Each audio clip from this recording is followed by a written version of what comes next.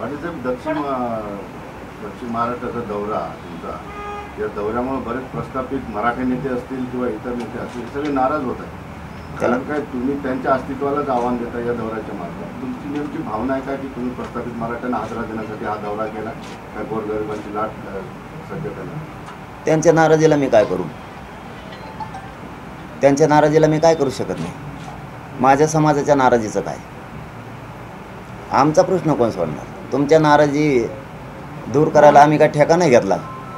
माझ्या समाजाच्या अडचणीचं काय, माझ्या समाजाच्या नाराजीचं काय?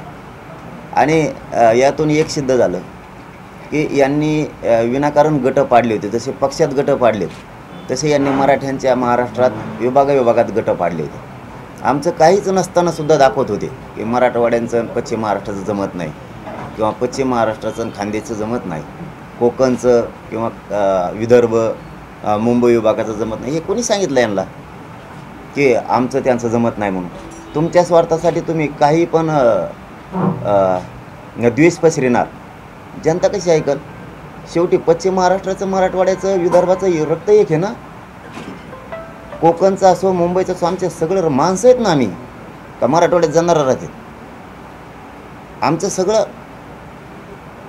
रोटी बिटी व्यवहार पण होतो. आमचे त्यांचे नाते आहेत. आम्ही मराठा आहेत. आमचं रक्त एक आहे सगळ्यांचं, विदर्भापासून मराठवाडा, कोकण, खानदेश, पश्चिम महाराष्ट्र. सॉरी, हे स्वतःच्या स्वार्थासाठी विनाकारण आमच्यात द्वेष दाखवतात. पण आमच्यात कसलाही द्वेष नाही आहे. पश्चिम महाराष्ट्रच काय, सगळा महाराष्ट्रातला मराठा एकजूट आहे आणि कायम राहणार आहे. आरक्षण जर नाही दिलं यांचा सुपडा साफ करणार आहेत मराठी. तुमचा